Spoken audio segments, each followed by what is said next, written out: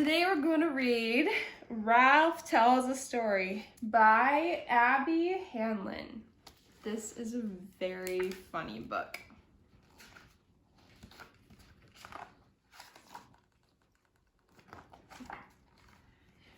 My teacher always says, stories are everywhere. And the kids in my class were always finding them. Then my mom ran so fast that she caught up with the ice cream truck. I ran down the hallway with underwear on my head. After that, I decided to hide my Halloween candy in my bed. The dentist forgot to give me a toothbrush. Stories, stories, stories. But every day at writing time, I thought really hard. I stared at my paper. I stared at the ceiling. I could not write a story. Then Grandpa gave me a cup of coffee and said, "Don't tell your mother." I have no story. So I looked for other things to do. I went to the water fountain. I roamed the hallways. Can I go to the bathroom? Again. I tried everything. Can I please go help the lunch ladies? What? Then one day, after getting sent back to my desk, I begged Daisy for help. I can't write a story because nothing happens to me. Are you kidding? She says. I've written a ton of stories about you. She began pulling stories out of her desk. Look at this one, she said. Remember the time you let me brush your hair? And this one, remember the time you knocked down all the crayons? Oh, and remember the time you painted your nails with a black marker? I thought, I'll never be a great writer like Daisy. Then Daisy stapled all her stories together. Click, click. Wow, she said, this book is already 13 pages. Click, click. Can I use the stapler, I asked. I was really good at stapling. But you have nothing to staple, said Daisy. You have to find a story first. Just look around. So I looked for stories out the window, in the aquarium, in my desk. Why do you have socks in your desk? And when my teacher wasn't looking, I looked for stories on the floor. But still, no stories. That's my favorite part. Look, my next book.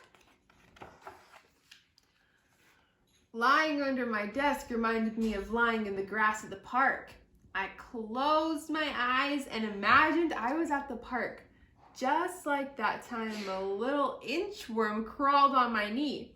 The sun was shining right into my eyes. Squinting, I picked up the wiggly inchworm and looked at it close up. And that's when my teacher found me. "What's your story about?" she asked. I opened my eyes. I saw an inchworm. "Wonderful," she said. "I can't wait to read what you wrote." But there was no inchworm story. I sat down and tried to write about the inchworm, but right away I got stuck. "Do you know any inchworm stories?" I asked Daisy. She just rolled her eyes and kept on writing. And then my teacher said, "Writers, come to the rug. It's time to share." "Ralph, why don't you go first?" said the teacher. I pretended that I had lost my paper. It didn't work. "He's sitting on it." I walked to the front of the rug.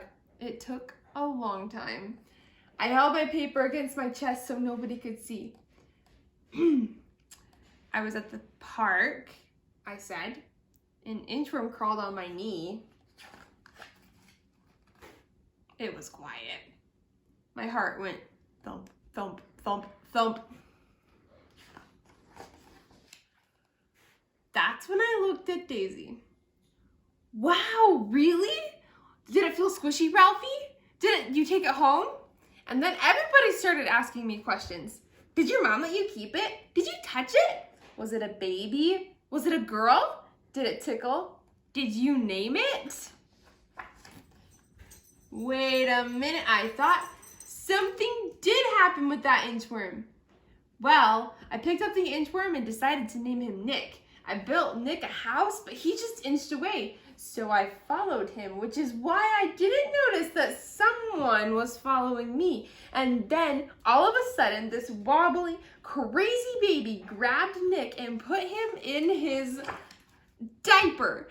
I tried to be calm. Come on, baby, I said really nicely. Give Ralphie the inchworm. It didn't work. Was this the end of Nick? But then I noticed Nick was escaping. He crawled right up the baby's stomach. Quickly, I rescued Nick and ran, and we spent the rest of the afternoon doing nothing together. The end. Everybody clapped and cheered. Show the picture, Ralph, somebody said. Wonderful, hooray, yay, Ralphie. I wasn't embarrassed anymore, so I did. That was last year. This year I write stories all the time. I keep finding stories everywhere. This book might be too thick to staple. The end.